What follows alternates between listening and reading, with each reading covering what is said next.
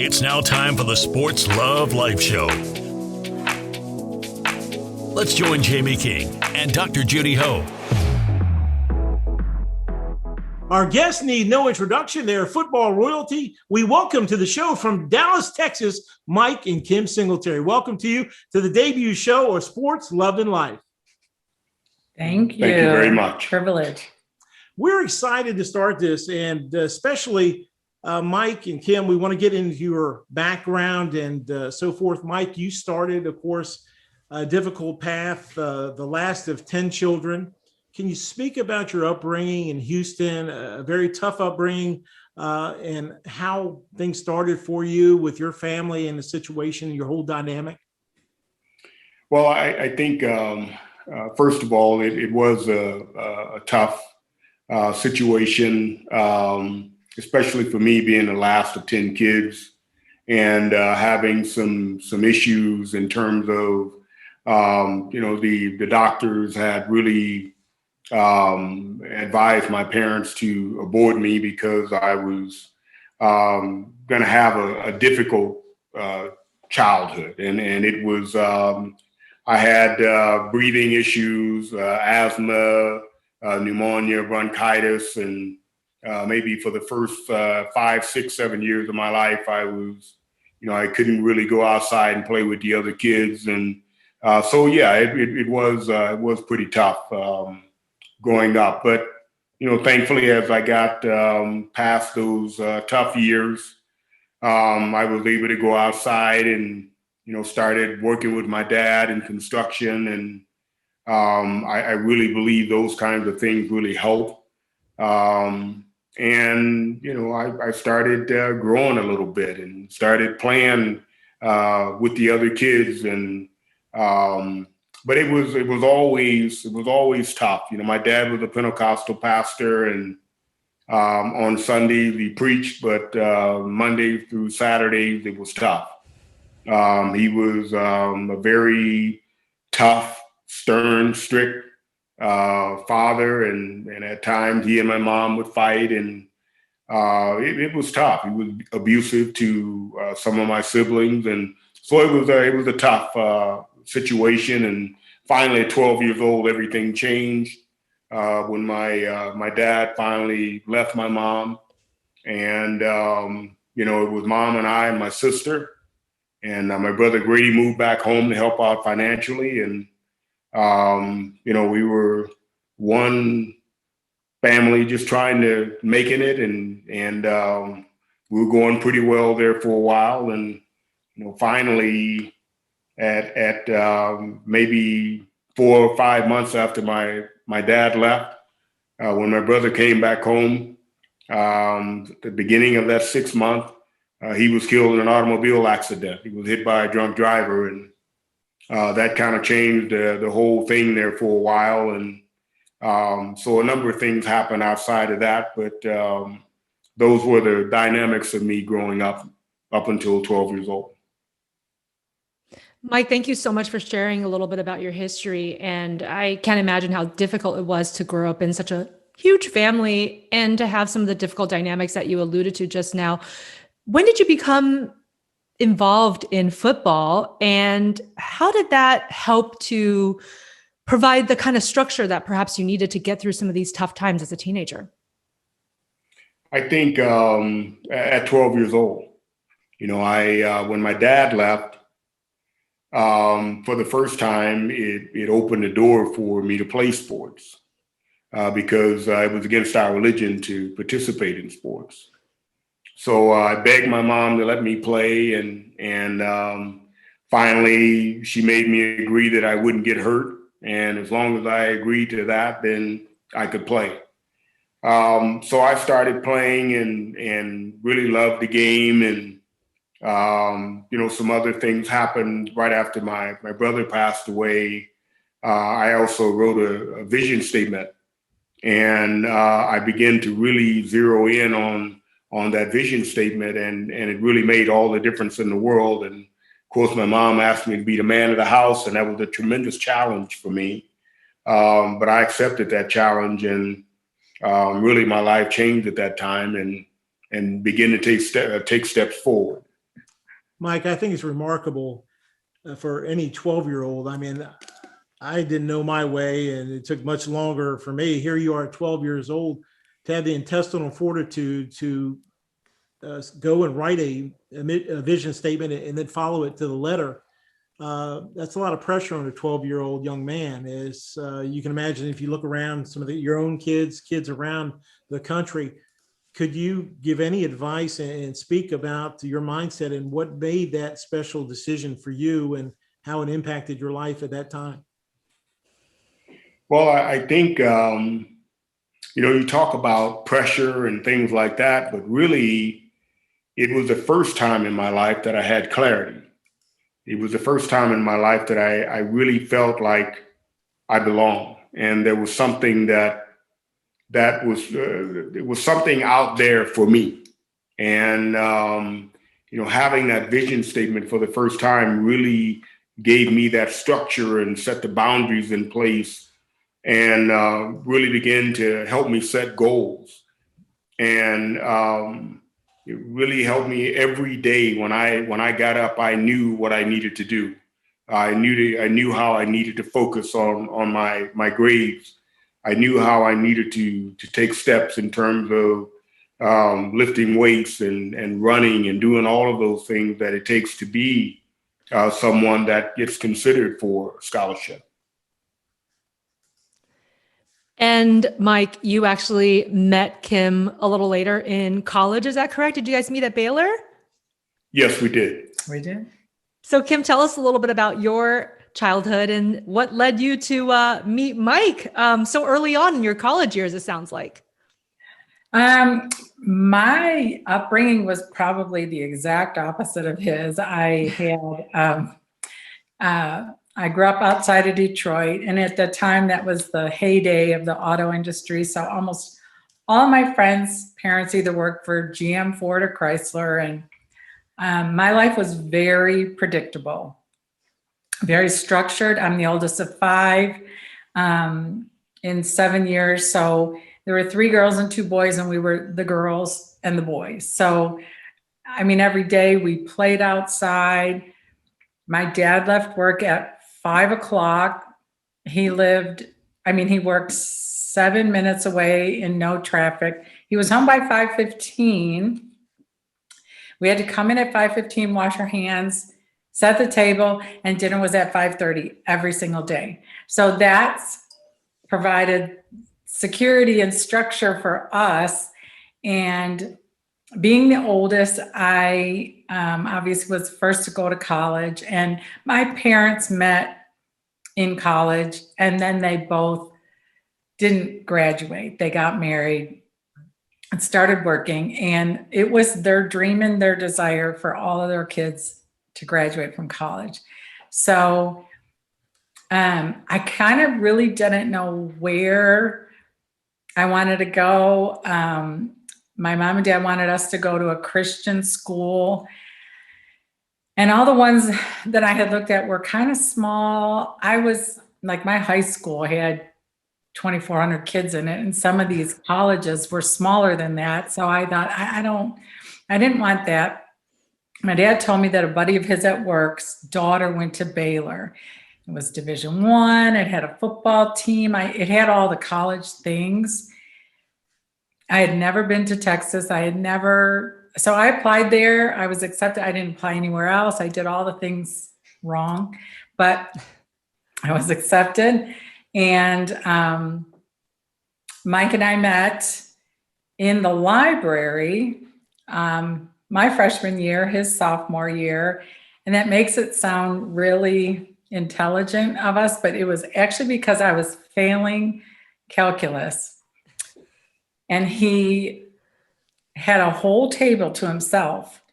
And this was a time of the year where everybody figured out they're failing, so they better start studying.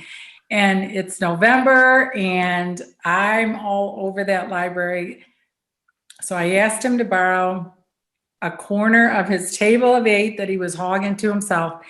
And then when I saw him, his glasses were probably twice the size as they are now. So he had these huge glasses on. And he really looked smart. He doesn't talk a lot, and I didn't know who he was. And so he just had this air that you were just bothering him, that he was real smart. So he was doing something on the calculator, and I said, oh, is that calculus? And he said, yeah, but he lied. I didn't know he lied. So he said, yeah. And I said, do you know what you're doing in there? He said, yeah. And I said, can you help me? And he's like, sure. I said, come to Brooks Hall tomorrow. Well, I knew Brooks Hall was the athlete's dorm. And I thought, wait, why would I go to Brooks Hall to get help in calculus?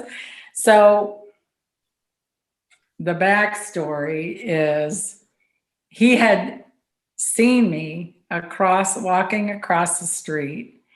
And he said, when he saw me, I believe that's my wife. And I, of course, had no clue about this.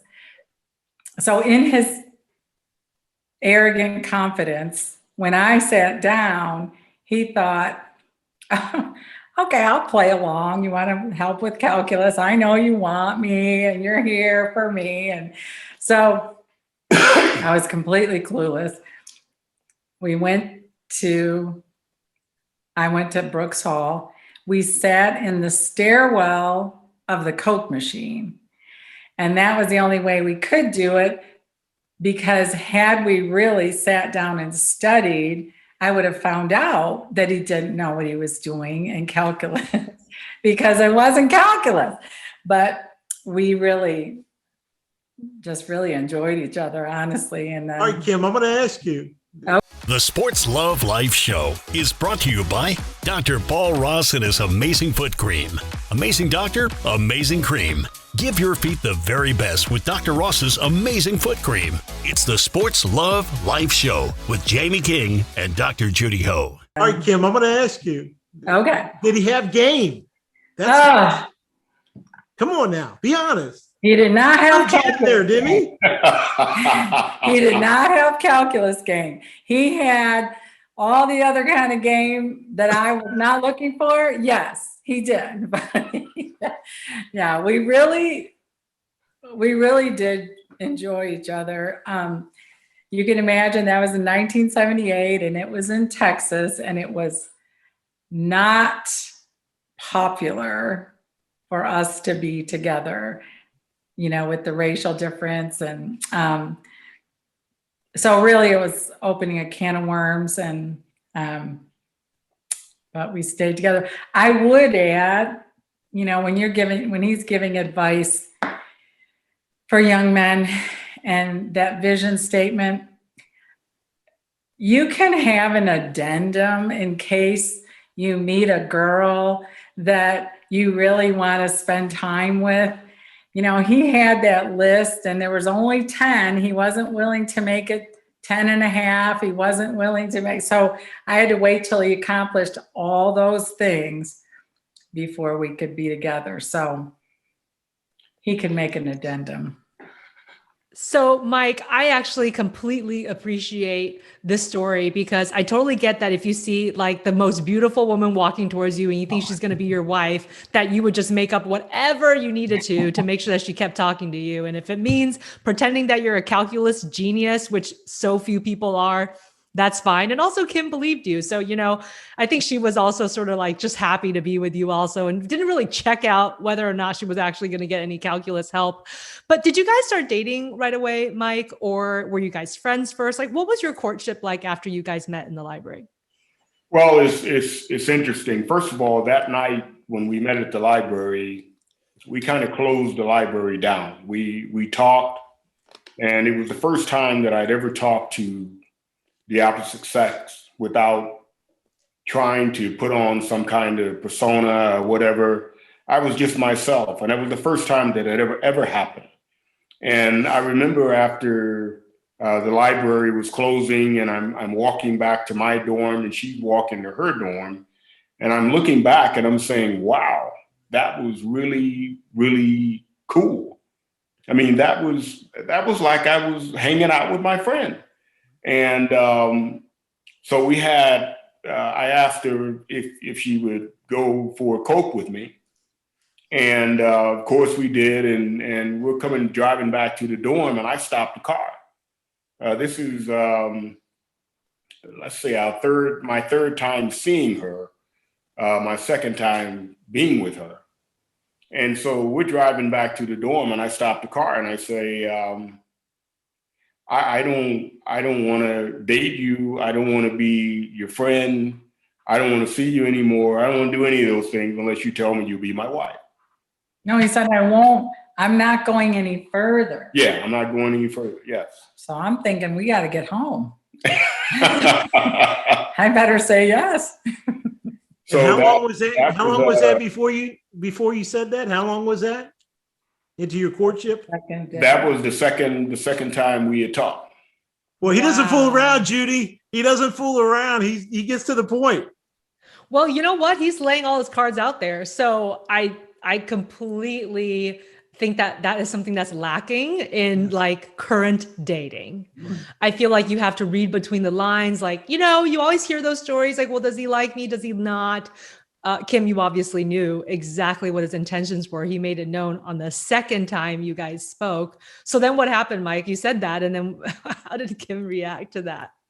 Well, I think from that point, it was interesting because, it was 7 years before we got married.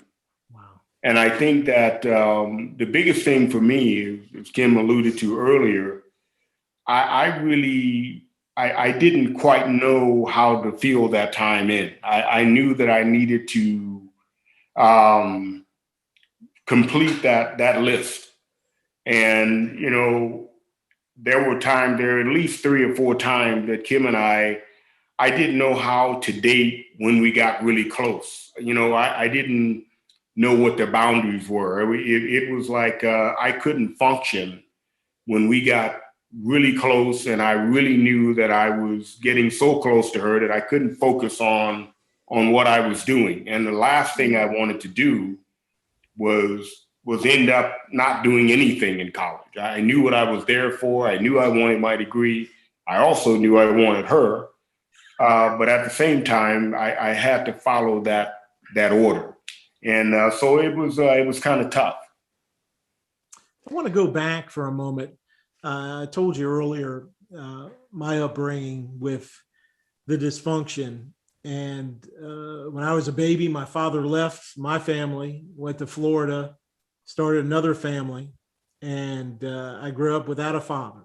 And in your situation, similar with your father moving on in another woman's life and so forth, and the effect of losing that person to somebody else with another family. I know how I felt.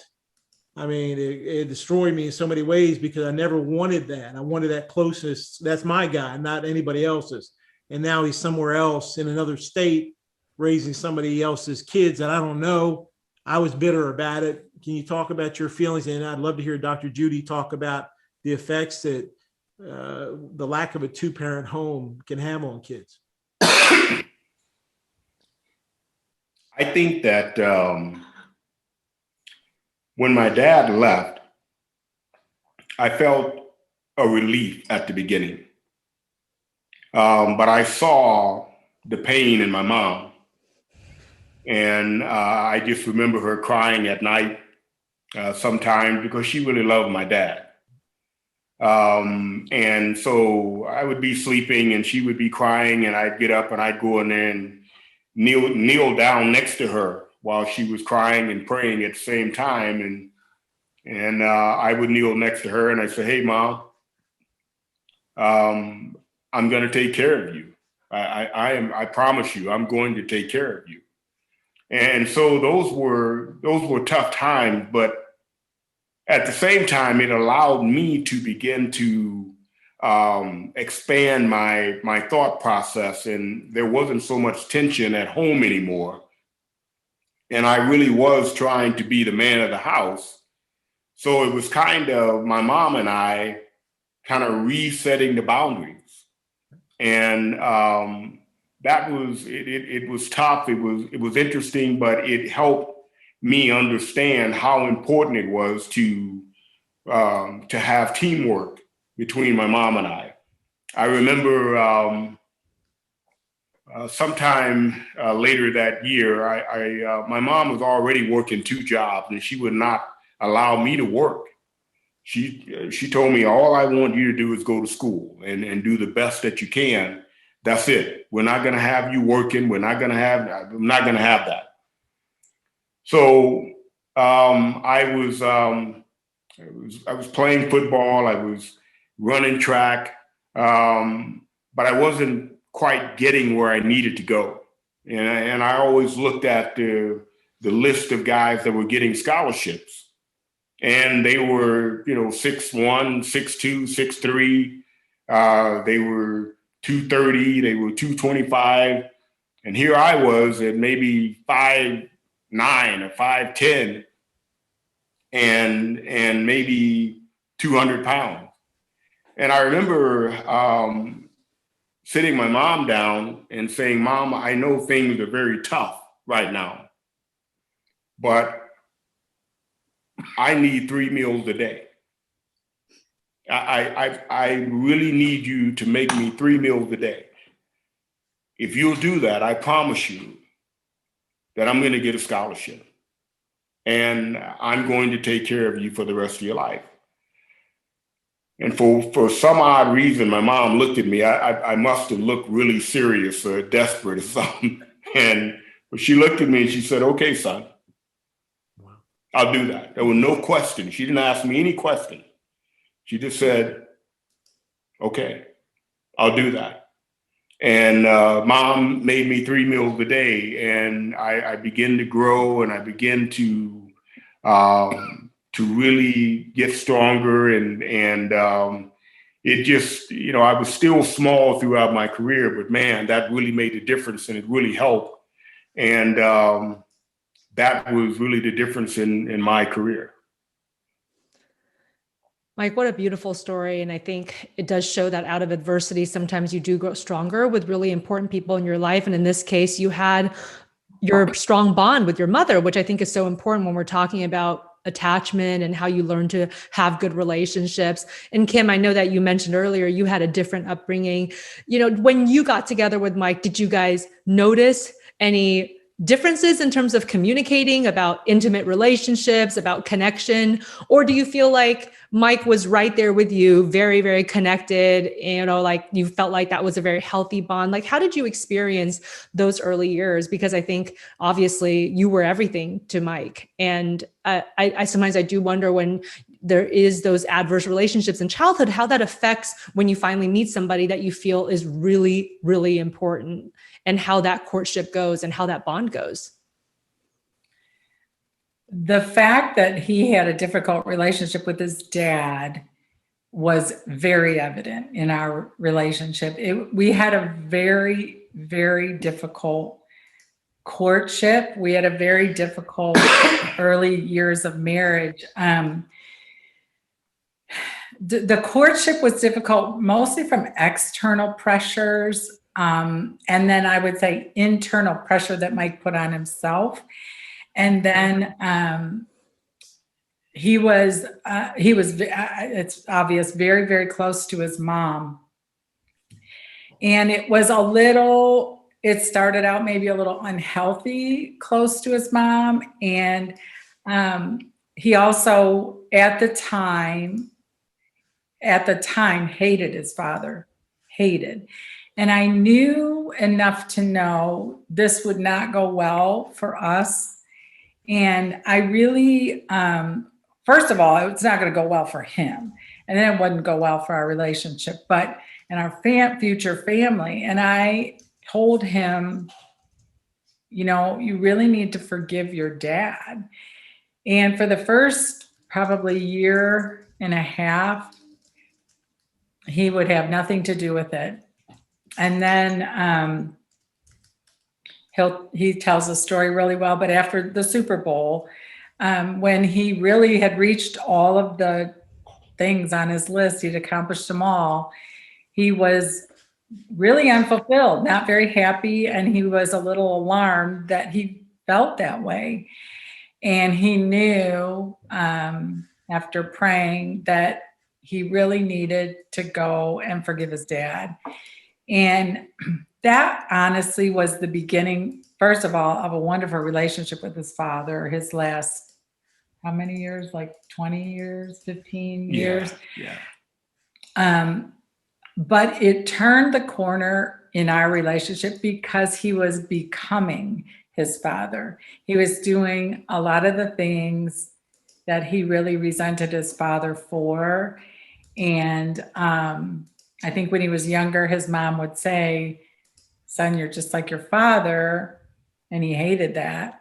But, you know, early into our marriage, he could see patterns that he did not want to repeat. So forgiving his dad really broke that and opened our relationship. It opened it up, but it set us on a more positive trajectory. The Sports Love Life Show is brought to you by Mission Belts. No holes, always fits. Isn't it time you join the mission? Welcome back to Sports Love Life with your host, Jamie King and Dr. Judy Ho. You mentioned earlier, Kim, about the racial situation when you got together.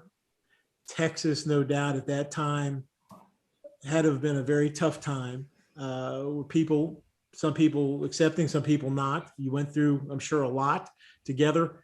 When you look at then and now with the division in the country and times, and then what you had to go through, could you speak to that and what you did together and how you overcame that time? You know, I've thought about this a lot lately, and I feel like it was difficult. But for some reason, I feel like now, and I would imagine it's social media, I would imagine the messages just multiplied. It just feels heavier and darker now than it did then. And I think while we were at Baylor, Mike was the golden child. So there was a certain element of, well, we love Mike. You know, they weren't wild about me, but we love Mike, and they're gonna, I think most of them were honestly certain. I was from the North. I was white. I think they were certain that I was going to lead them astray, or, you know, Right. One of the tragic stories in the NFL.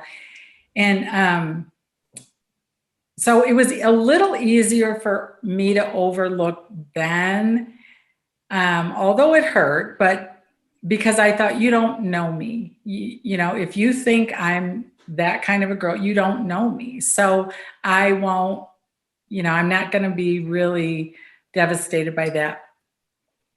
Now I think it's a lot heavier. We've always stayed together in Chicago. We've always chosen to do the honorable thing. We've always chosen to take the high road. We've always chosen, you know, Mike really, really made a great name for himself, and his name stood for honorable things. And I always did whatever I could to reflect him well. And so that's kind of always how we just looked at things.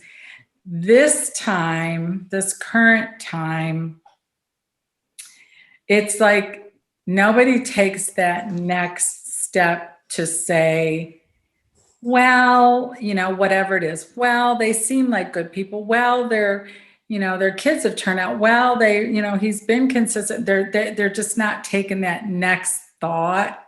And it's just blasting, regurgitating what hate you hear, and so I do feel like it's heavier now. It's darker now. I really appreciate you sharing that experience, Kim, and I agree with you. I think maybe social media makes it feel like it's everywhere. And obviously, this has been a really tough year in terms of all of the things that we've been discussing as a country. And talking about racial division and disparities. And you saw Mike through his entire incredible football and coaching career to today, and you guys have 7 children together. And I was just wondering, do you process these current events with your children? How do you guys talk about it? Even though it seems like interracial relationships are more common these days, there are still people who comment. There are still people who have misunderstandings. And I just feel like that's such a big part of why it's still so difficult, is that there's a lot of misperceptions, a lot of misunderstandings. And sometimes when people just don't know, they make these assumptions, and that's how stereotypes begin. And then sometimes discrimination happens, and, it can spiral from there. So Mike, what are your thoughts about it? And how do you guys talk to your children about the things that have been happening? I think one of the things in our relationship that I think we really aspired to do early on is not to really talk so much at our kids about relationships and not to try and tell them how to do this and how to do that. But I think we really wanted to be the example that they saw. And I really wanted my boys to really see what a man should be towards a woman, what his response should be, how he should work through issues, how he should work through disagreements, how he should work through, from the minor things all the way to the difficult things. When you're upset, when you're frustrated, and however it is. But I think Kim and I have always wanted to not preach to our kids, but to really be the example. And that is very difficult to do. I remember coming home when during my time playing, I'm coming home and I'm looking at the house and I'm saying, stuff is everywhere and kids got shoes over here, and Kim just said, Mike, your stuff is out too. And I'm like, well, hey, well, my mom out there working. They pay the bills there. What does that have to do with it? And it's kind of like, but Mike, you know what? If you really want to do this right, you can't tell them one thing and then you do something else. Man, okay, right. I got it. But she was right. And that's just a small example of how she would always remind me that we're not preaching, that we're living the life so that our kids don't miss it, because they're going to remember what they saw. Everything that they saw growing up, that's what they're going to remember, and that's what they're going to do. So that's the thing that, I think we got that right early on. This is a Hall of Fame couple, Judy, and the Hall of Fame speech, Kim gave the speech for Mike. She was the first female to ever be selected. Can you talk, Kim, about the specialness of that? And Mike could have picked anybody, but he picked you. And he's told me privately, you are his world. You are everything. And I think that, above all else, one of the greatest days in his life ever, you were the one. Can you speak to that? I will say, honestly, that I begged him. I thought of everyone else in the world. And you know what? I don't have a trailblazing spirit about me. I've never wanted attention, and I'm not a pioneer. And so, but it's interesting. I feel like God has always put me in those situations. So I never wanted to be the first anything. And there were some guys that had a little bit of a hard time with it. And, in my mind, I'm saying, this is why I shouldn't have done it, but it really did go down in history as historical. I just, I think the thing that I knew from the beginning about him was he's a heart person. And, you know, in all of the roller coaster ride that our courtship was and engagement and everything, I could always go back to his heart. And, you know, he broke up, I don't know how many times right before my birthday. I think 3 times, not really remembering it was my, you know, all those things.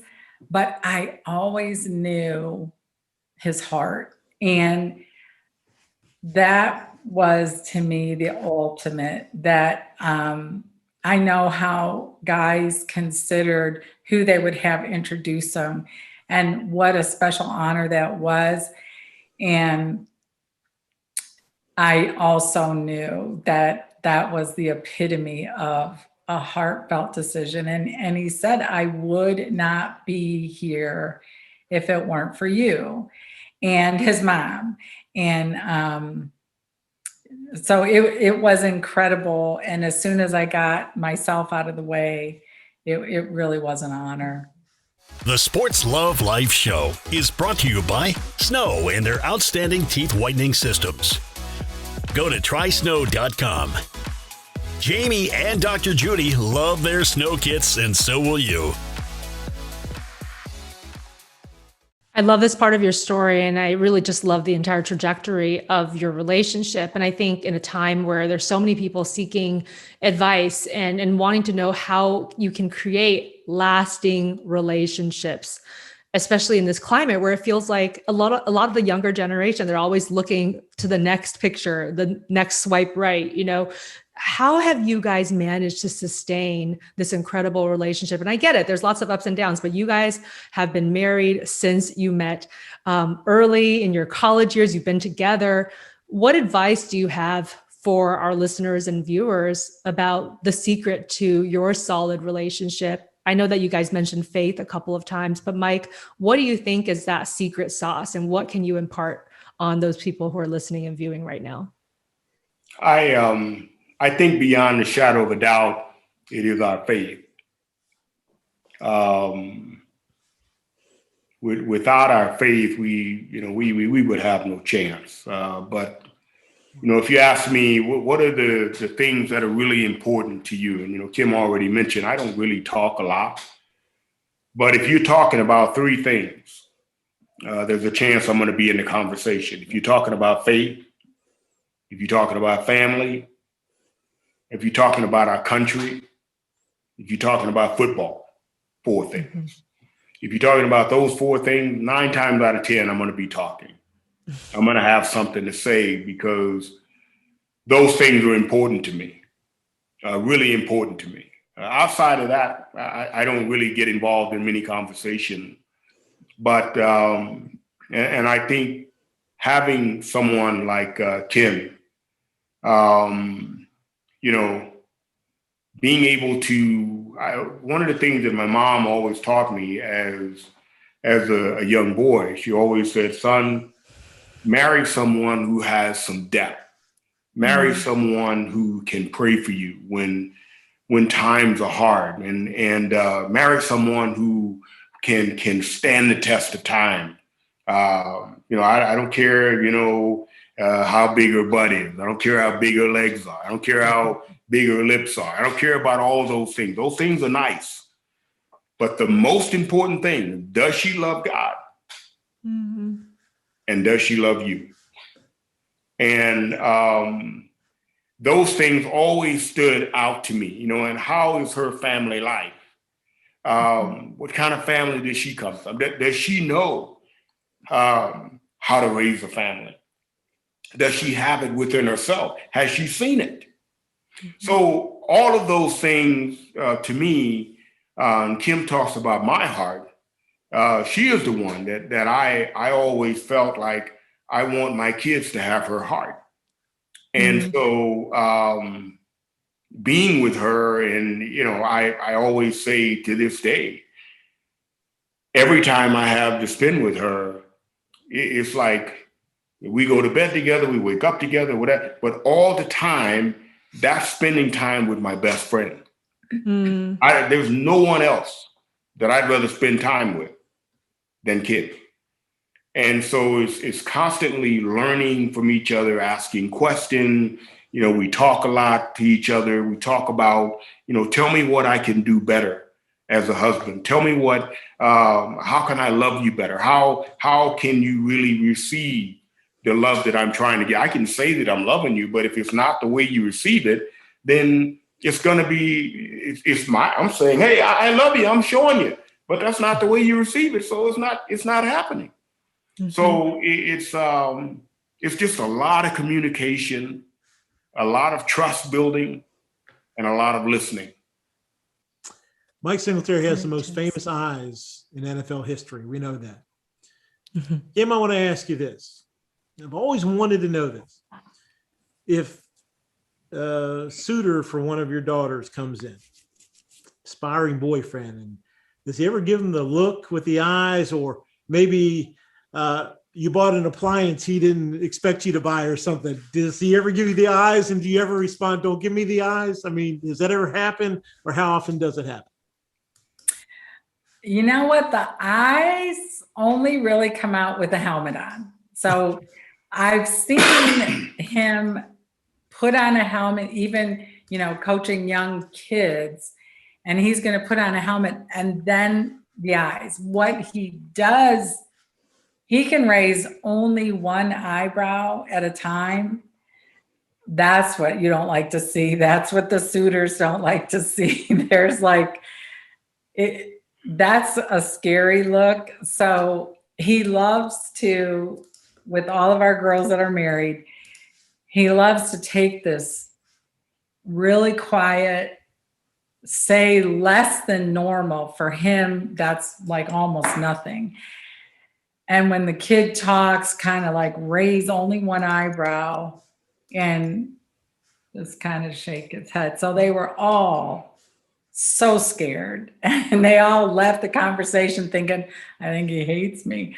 But they all lasted though. I don't like seeing that eyebrow, but the eyes, that's only for a helmet. Okay. And Mike, I really appreciate you sharing so many nuggets of wisdom about your relationship with Kim. And I thought that what you said was just so beautiful in terms of her being your best friend and you guys basically being ruled by your values, and always wanting to communicate and not ever letting that go, no matter how long you're with somebody, always wanting to improve for them and be the best person you can be. Kim, what about you? What parting advice do you have for our listeners and viewers about making a relationship last and have it be fulfilling and meaningful? Because I think that's what's missing very much now when we look at the current dynamic. I've had people come to my office, my patients saying, I've been in this relationship and I don't know, I don't feel the joy, or I don't feel that meaningfulness, and they're still seeking. So what advice do you have for people like that? I think one thing that's really kind of lost on this generation, a younger generation, is I was actually really selfless during those years. I wasn't invisible and I wasn't a doormat, but I was very selfless. And I would do what was best for the other person, whether it was one of the kids, whether it was always for Mike. And, there were many times that inner voice said, they'll take advantage of you. They'll take advantage of you. And there were times that I never felt taken advantage of. I did feel taken for granted sometimes. And there's a difference. But then it was up to me to say something. And I felt like in the dynamics of our relationship, in the dynamics of the circumstances we were in, with him playing while he was coaching, having such a large family, it just wasn't going to work for me to be the one that dug in my heels, tells you how to figure it out. Geez, so sorry, you don't know. I was very aware that the responsibility was mine. And I always chose They always knew where they stood with me, and it was always in a good place. I think nowadays, people are just a little more self-focused, self-aware, than would have been good and healthy for our relationship. And I think that's something that really makes relationships difficult nowadays. You know, you can't have two strongly independent, looking out for myself people and have it be fulfilling. I feel like we are givers by nature, and if you're not giving of yourself, you're not going to feel fulfilled. It's kind of the opposite of the way the world thinks, but that's what I believe, how I believe we're designed, and that's how I know we've been successful. The Sports Love Life Show is brought to you by The Nerve Company. Never underestimate radical vision. It takes nervy to be a company this great. What does Jamie King think about that? We'll find out next on Sports Love Life. I have a real quick series of questions here, real rapid for you. Rapid fire. First thing comes at you real quick. Who is the better singer, Mike or Kim? Mike.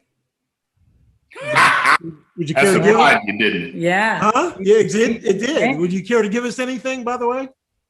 No. He can sing. Who's a better dancer? Oh. Better dancer? Now, we don't want to talk stereotypes, but that's probably obvious. Okay. Yeah. Who is the better joke teller? Who's funnier? You better say me. Who's the better cook? I know this answer, but yeah. Yeah. If he does cook, what's the dish that he's best at? What's Mike Singletary's go-to dish? You know what?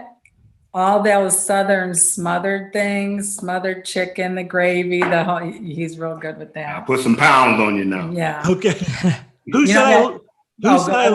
Back in the day, who said I love you first? You did. Oh, I get it right. Yeah. It was me. Yeah. Okay. Was it in that calculus meeting or not? No, it was in the car. In order for me to get home that night, I had to say I'd marry him because he said yeah. Is he more teddy bear or Chicago bear? What do you think? Definitely teddy bear. See, now I heard that from your daughters in an interview that at home he's a teddy bear. Very much so. Okay. Very now, much. You're talking about the 85 Bears, the Super Bowl Shuffle. You saw the Super Bowl Shuffle. You saw his performance. How would you rate that dancing and singing that he did? Be honest now. You know what? The dancing, he had to keep it real subdued. But I can tell you he is a wonderful dancer. But he was on beat. He was, he just, he had to kind of keep it subdued for that. But he's real good. And he won't admit this. Greatest linebacker of all time, Kim? He won't admit it. He certainly owns the record for more cracked helmets. Right. I'll say this. I know a little bit about football. He was a cover linebacker. And I think that's a very lost art. And he didn't play dirty. So those things for me put him at the top of the list. The Sports Love Life Show is brought to you by Cremo and their fine line of skin creams, body washes, colognes, beard products, shave creams, and more. Cremo, astonishingly superior. Here again, our host Jamie King and Dr. Judy Ho. Will we see Mike Singletary soon on the sideline in the NFL? You know what? I have no idea. I'm doing some things right now that I'm really enjoying. And I say, Lord, if you want me to coach, you got to open the door. Otherwise, I'm going to continue doing what I'm doing because I am enjoying it. Awesome. Thank you both for being with us today.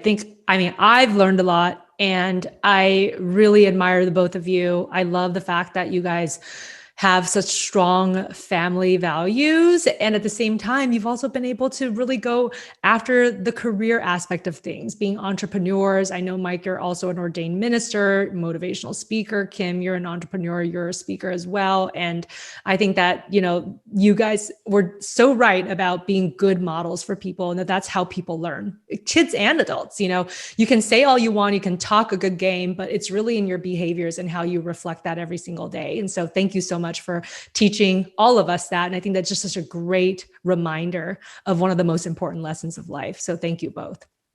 Thank you. You're welcome. Been an absolute honor to have you two for our first show, and sky's the limit for us because you have set the bar so high. We're so excited, and you're welcome back anytime. And thanks for imparting your words of wisdom and letting people kind of pull back the curtain and learn more about. We know the football side, but it's a special night for us when we can learn about you as a family. We really thank you. Thank you. You're welcome. We're excited for your show. It's time to hear from your hosts with their thoughts on today's episode. It's overtime on the Sports Love Life Show. So we just wrapped up, Judy, with Kim and Mike Singletary. It was a wonderful conversation. What's your takeaways from this first ever show, Sports Love and Life, with Mike and Kim Singletary? Well, I think Mike and Kim are so down to earth and they're just such a wonderful couple. And they're so real, That's one of the things that I really love about them. They just kept it real and they told the truth and they spoke about some of their adversities, but they didn't get hung up on them. They learned from them. And I think that that's beautiful. Sometimes people can get really caught up in their past and it can be hard for them to move forward. And I really can see how their dynamic really helped to strengthen their relationship more. Like some of Kim's assets and some of Kim's strengths, those strengths were helpful in helping Mike to develop as a person and vice versa. And they met so young, Jamie. I mean, those relationships almost never work out when you meet that early and you don't even know who you are and you change like a million times. Right. And I don't know. I think that they are just such a admirable couple in that way. Like they just work through stuff and it's not about being the perfect couple. They've had their moments, obviously their ups and downs, but I think that they're such a resilient couple. And I really like that about them. What about you? Well, at the end of the day, love carried him through. But Judy, you have to love the fact that he had the game with that calculus deal to lure her in there and act like he knew calculus when he didn't, and it all worked out for him. Yeah, I love that story. And I think that it's so cute that they met at the library. It's such a cute, old-fashioned story about how you meet people. And I love that they met early on in college and they were just inseparable after that. I also thought that it was really remarkable that on the second time they met, he's like, I'm going to marry you. And if you're not interested in that, then forget it. I was like, he knew what he wanted. And that's really cool. But I wanted to ask you, Jamie, I know that you mentioned your own adverse upbringing. How did you overcome it? We didn't get to hear as much from you in terms of, what your ingredients were in being able to recover from a difficult childhood and become the amazing adult you are today. Because you're a motivational speaker too. You're so positive. You're so encouraging of everybody, including me. How do you do it? Well, I dealt with physical abuse and verbal abuse and abuse of all kinds. And I just always believe that, so many people can turn to drugs, alcohol, and sadly, suicide is a major thing out there. And I always try to talk to people and lift people up. Too many people try to tear people down. I always believe in the best in people. And I believe if you just stay positive, this is the most wonderful country in the world. And if we got so many people out there that want to help you, like yourself, you are absolute shining light for so many people. You help so many people around the world with your great advice. And we're blessed to have you. And I just believe there are Dr. Judys and people like you, whether it be clergy or teachers, all walks of life out there to help. If you ask for it, people are willing to help. And I'm just fortunate to run into some of those people in my life, but staying positive was at the core of everything. What do you tell people who come to you and they say, I've had similarly difficult upbringings? Because I hear what you're saying about mentors and important people in your life to emulate. And actually, I think that is right on message with what Mike and Kim shared, about Right. like being good models for people. But what do you tell people when they come to you and they're feeling like they can't turn their lives around? Well, wow, what a great question. It's just one of those things where I remember saying to myself, almost like a football game, if I keep hanging around and stay through the third quarter, the fourth quarter, I just keep battling every day and don't give up and don't give in, you're going to win this. And I just thought I would, and I believed I would. And I try to tell people that in every one of us, there's a winner. Every one of us, can succeed, but we just have to believe. And sometimes you don't have a lot of people pulling for you. That's why I tell bosses at jobs, you might be the only person that day that has an interaction with somebody. Your job is so important, more than just being a boss. You can change a life. Just provide positivity, lift people up. If we have more of that, there'll be much more happier people in this world. But I always just believed in the best outcomes if I just stayed positive. And it all came down to just believing in a better day. And I know that that's exactly why you wanted to start this podcast, is to instill positivity in people and to give them something to aspire to. So thank you so much for starting this podcast and for inviting me to it. You got it. We are so delighted to have you. And I'm hoping down the road that the audience can hear you play the piano and sing. You absolutely have a beautiful voice. And folks, I'm going to tell you what, we're so excited to have Dr. Judy, not only because of all the things she knows and does, but boy, what a talent you are. I told you the one thing about you, I don't know how you do it in a day. You have so many things going on. It's just remarkable. We're delighted to have you as part of this show. Oh, thank you so much. Well, I'm very much looking forward to our second episode, but what a fun first episode. And I was so glad that we got to talk to Kim and Mike, and go Niners forever. Even though I live in Los Angeles now, I'm still a Niners fan, never going to change. Well, I was Washington. Our team is now Washington football team. So that's my team for now. For Dr. Judy, I'm Jamie King. Have a great week ahead. We'll see you next time on Sports Love Life.